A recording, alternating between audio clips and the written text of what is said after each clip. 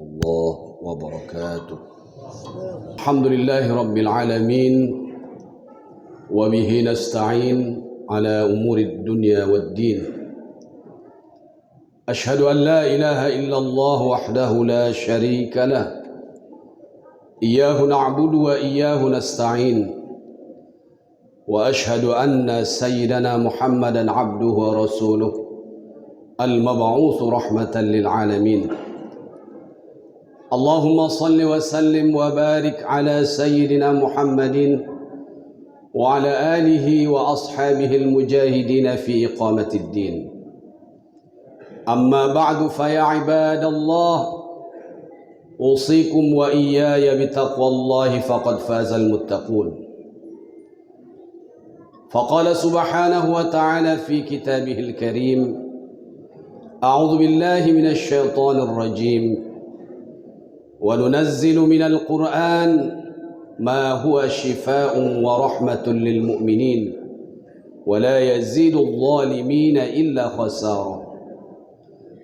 وقال رسول الله صلى الله عليه وسلم: عليكم بالشفاءين العسل والقرآن.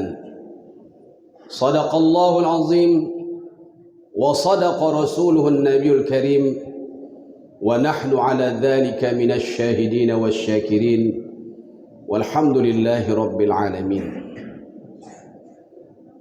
Sidang Jumat yang dirahmati Allah Subhanahu wa taala, bersyukur kita kepada Allah Subhanahu wa taala. Pada saat ini Allah Subhanahu wa taala memberikan kita kekuatan iman sehingga bisa hadir untuk melaksanakan kewajiban kita kepada Allah Subhanahu wa taala, yaitu melaksanakan salat Jumat. Semoga Allah Subhanahu wa taala senantiasa melipat gandakan nikmatnya dan selalu melimpahkan karunia dan rahmatnya kepada kita semua, sehingga kita lebih semangat untuk mendekatkan diri kepada Allah Subhanahu wa taala. Salawat dan salam keharibaan junjungan kita Nabi Muhammad sallallahu alaihi wasallam. Mudah-mudahan kita semua senantiasa istiqamah menjalankan sunnah-sunnah Rasulullah dan menjalankan syariat yang telah dibawa oleh Rasulullah berupa syariat Islam untuk kita terapkan dalam kehidupan kita sehari-hari. Dengan demikian, mudah-mudahan kita kelak bersama Rasulullah sallallahu alaihi wasallam di dalam surganya Allah Subhanahu wa taala. Jamaah salat Jumat yang dirahmati Allah Subhanahu wa taala, salah satu keistimewaan Islam adalah bahwa Islam tidak pernah mengabaikan satu aspek kehidupan yang dilalui oleh umat manusia. Islam tidak hanya mensyariatkan atau mengajarkan kepada umatnya untuk melaksanakan ibadah mahdhah, ibadah yang semata-mata kita pandang sebagai ritual kewajiban kita sehari-hari. Tetapi Islam juga mengajarkan aspek-aspek yang lain. Apakah itu pendidikan, politik, kemudian bisnis, dan termasuk bagaimana caranya kita untuk sehat secara islami yang diridhoi oleh Allah Subhanahu wa taala. Pada hari ini jamaah yang dimuliakan Allah Subhanahu wa taala, banyak di antara umat Islam mengalami sakit yang tidak sembuh-sembuh, padahal sudah mengeluarkan biaya yang cukup besar. Bahkan ada yang sampai melintasi benua, berangkat ke luar negeri untuk mencari kesembuhan. Tetapi kita lupa bahwa di rumah kita atau bersama kita ada satu obat yang sesungguhnya melebihi kekuatan atau kebaikan obat-obat yang lain yang diciptakan oleh manusia. Dia adalah Al-Quran, Al-Quranul Karim, Al-Quran yang diturunkan oleh Allah Subhanahu wa taala kepada Rasulullah sallallahu alaihi wasallam. Hal itu ditegaskan di dalam surah Al-Isra ayat 82, di mana Allah Subhanahu wa taala berfirman, "Wa nunazzilu minal Qur'an ma huwa shifaa'un wa rahmatun lil mu'minin wa la yazidul zalimina illa khasara." Dan kami turunkan Al-Quran itu sebagai syifa, sebagai obat dan rahmat bagi orang-orang yang beriman dan orang-orang yang zalim tidak mendapatkan apapun dari Al-Quran melainkan kerugian. Di dalam hadis Rasulullah sallallahu alaihi wasallam bersabda, "Alaikum bisyifa'aini," berobatlah kalian dengan dua perkara, al-asali wal Quran, dengan madu dan Al-Quran. Jamaah yang dimuliakan Allah Subhanahu wa taala, kalau kita telusuri ayat-ayat Al-Quran dan hadis-hadis Rasulullah sallallahu alaihi wasallam, kita akan banyak jumpai bagaimana Al-Quran memberikan bukti kesembuhan yang sangat luar biasa. Maka oleh karena itu, sebelum kita jauh-jauh mencari obat, mencari penawar, maka datanglah kepada Al-Quran. Mungkin di antara kita sudah ada yang mencoba, sudah ada yang melakukan, tetapi tetap saja tidak sembuh. Inilah barangkali yang perlu kita ketahui, bagaimana cara kita untuk mengaplikasikan kesembuhan dengan Al-Quran sesuai dengan syarat-syarat yang harus kita lakukan. Dari ayat surah Al-Isra 82 tadi, di situ Allah menegaskan syarat yang pertama adalah wa nunazzilu minal Qur'an, kami turunkan Al-Quran. Syarat yang pertama adalah bahwa kita sebagai manusia, sebagai hamba Allah, harus merendah, harus benar-benar memposisikan diri kita di bawah, karena Al-Quran itu turun dari atas. Wa nunazzilu, kami turunkan, maknanya adalah bahwa Al-Quran datang dari Allah. Maka kita sebagai hamba, sebagai manusia, harus memposisikan diri ada di bawah. Jangan ada kesombongan di dalam diri kita sebagai manusia. Kita menganggap bahwa Al-Quran yang dibacakan tidak akan pernah memberikan apapun, tidak akan pernah memberikan efek kesembuhan. Kita lebih mengutamakan pengobatan-pengobatan yang kita anggap ilmiah, yang dibawa oleh Barat. Tapi kita lupa bahwa firman Allah Subhanahu wa taala melebihi dari segala dan semua apa yang dikatakan oleh para pakar kesehatan dunia. Bukan berarti kita menolak cara-cara kesembuhan yang dibawa atau yang diciptakan oleh manusia. Yang kita inginkan adalah bahwa kita jangan lupa bahwa Al-Quran itu yang paling utama. Seorang ulama mengatakan, al-aslu fit tadawi bil Quran. Prinsip dasar dalam berobat adalah dengan Al-Quran. Dengan artian bahwa berobat dengan Al-Quran itulah yang paling pokok. Adapun yang lain adalah alternatif. Tapi kita sebaliknya memandang Al-Quran sebagai alternatif.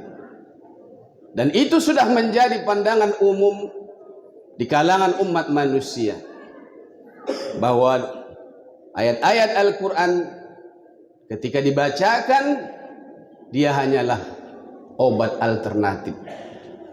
Ketika kita sudah tidak mampu, atau ketika kita sudah berusaha berobat kemana-mana tapi tidak sembuh-sembuh, barulah kita datang kepada Al-Quran.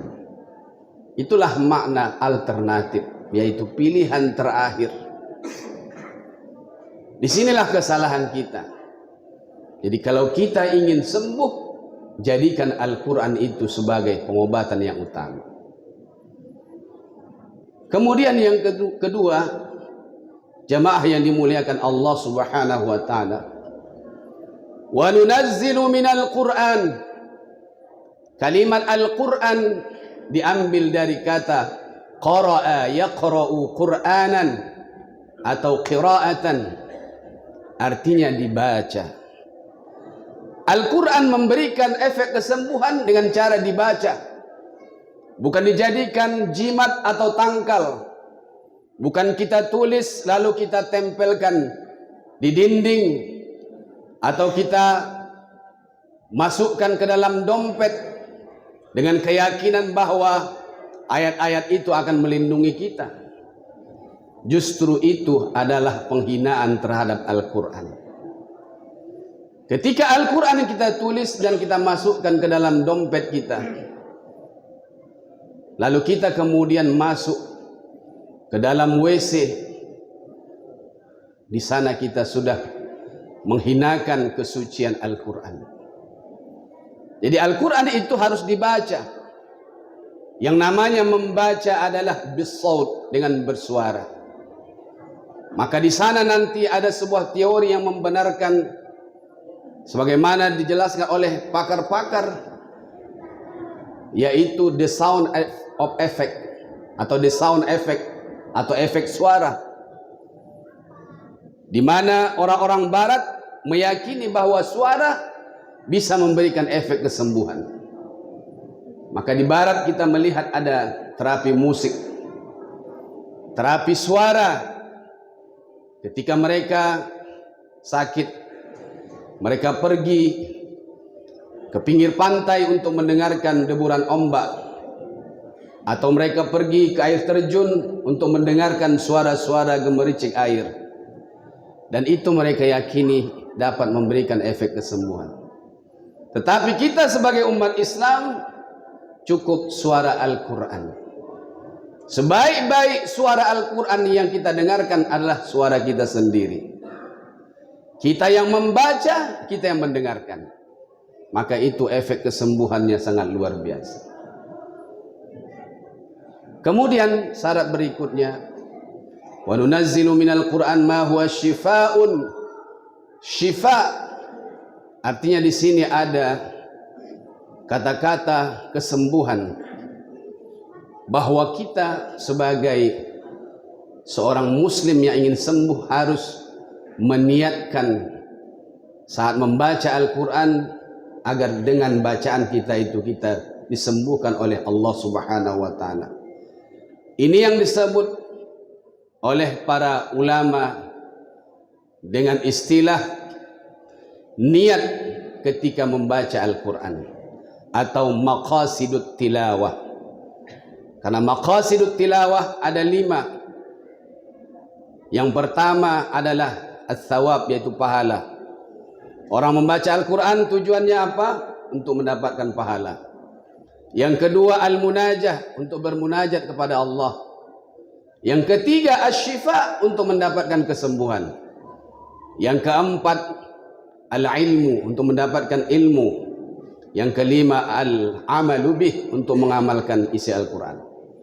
Jadi yang kita ambil dalam konteks pengobatan dengan Al-Quran adalah meniatkan saat membaca Al-Quran agar kita sembuh dengan apa yang kita baca tersebut. Kemudian selanjutnya, wa nunazzilu minal Qur'an ma huwa syifaa'un wa rahmatun lil mu'minin, yaitu syaratnya adalah bagi orang-orang yang beriman. Beriman artinya adalah yakin dan percaya. Setelah kita meyakini Al-Quran itu sebagai syifa, obat, dan kita harus yakin bahwa firman Allah ini adalah benar adanya. Beriman kepada Al-Quran yaitu membenarkan isi Al-Quran. Kalau kita tidak membenarkan isi Al-Quran, berarti kita kufur kepada Al-Quran. Maka oleh karena itu, jamaah yang dimuliakan Allah Subhanahu wa ta'ala, ketika kita ingin sembuh dengan Al-Quran, maka tanamkan keyakinan 100% bahwa Al-Quran benar-benar obat yang bisa menyembuhkan. Kemudian syarat berikutnya adalah wala yazidul zalimina illa khasara, dan Al-Quran tidak menambah apapun kepada orang-orang yang zalim melainkan kerugian. Jemaah yang dimuliakan Allah Subhanahu wa ta'ala, kezaliman adalah perbuatan yang sepatutnya tidak kita lakukan. Orang yang merusak kesehatannya dengan cara merokok adalah menzalimi dirinya. Orang yang bergadang tidur sampai tengah malam, itu adalah orang yang menzalimi amanah kesehatan yang dititipkan oleh Allah Subhanahu wa ta'ala. Maka untuk sembuh dengan Al-Quran, kita harus menjauhi sifat-sifat zalim.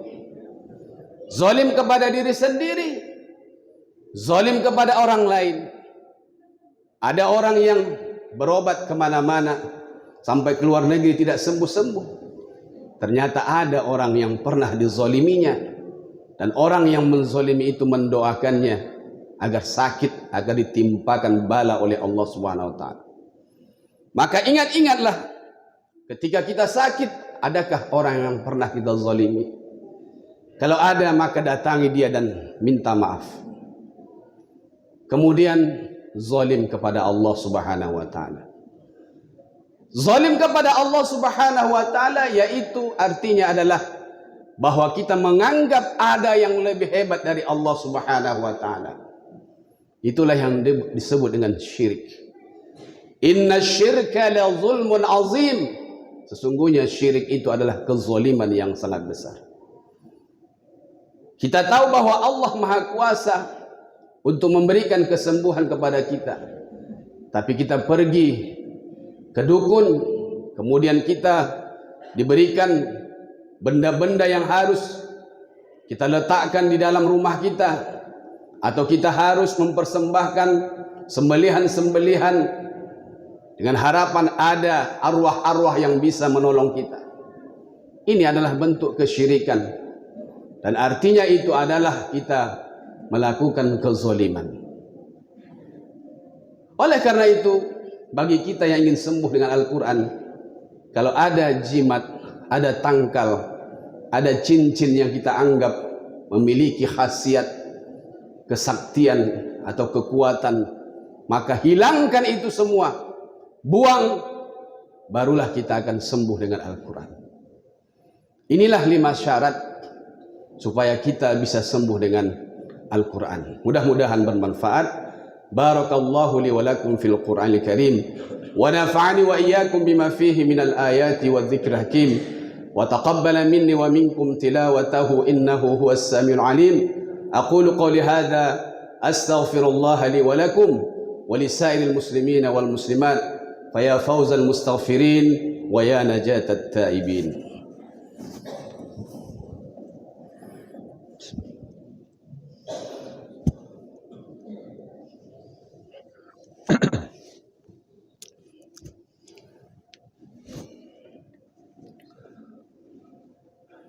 Alhamdulillah, Alhamdulillahi Rabbil Alamin.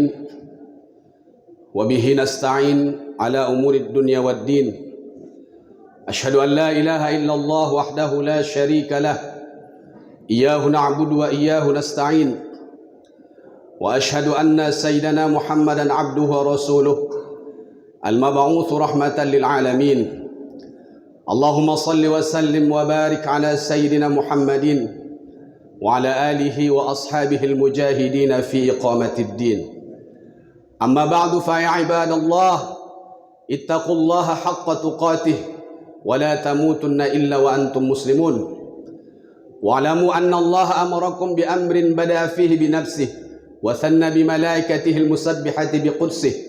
Faqala subhanahu wa ta'ala fi kitabihil karim: Inna Allah wa malaikatahu yusalluna 'alan nabi ya ayyuhalladzina amanu sallu 'alaihi wa sallimu taslima. Allahumma salli wa sallim wa barik 'ala sayyidina Muhammadin wa 'ala alihi wa sahbihi ajma'in. Waradallahumma 'anil khulafa'ir rasyidin sadatina Abi Bakr wa Umar wa Uthman wa Ali wa 'an baqiyati sahabati Rasulillahi ajma'in. Allahumma ighfir lil muslimina wal muslimat والمؤمنين والمؤمنات الأحياء منهم والأموات برحمتك يا أرحم الراحمين. اللهم أنزل الرحمة والمغفرة والصحة والعافية علينا وعلى جميع المسلمين والمسلمات برحمتك يا أرحم الراحمين. اللهم انصر الإسلام والمسلمين وأهلك الكفرة والمشركين أعداءك وأعداء الدين. اللهم انصر إخواننا المجاهدين في فلسطين. اللهم انصر إخواننا المجاهدين في فلسطين. اللهم انصر إخواننا المجاهدين في فلسطين برحمتك يا أرحم الراحمين. ربنا آتنا في الدنيا حسنة وفي الآخرة حسنة وقنا عذاب النار. عباد الله، إن الله يأمر بالعدل والإحسان وإيتاء ذي القربى وينهى عن الفحشاء والمنكر والبغي يعظكم لعلكم تذكرون. فاذكروا الله العظيم يذكركم واسألوه من فضله يعطيكم ولذكر الله أكبر. أقيم الصلاة.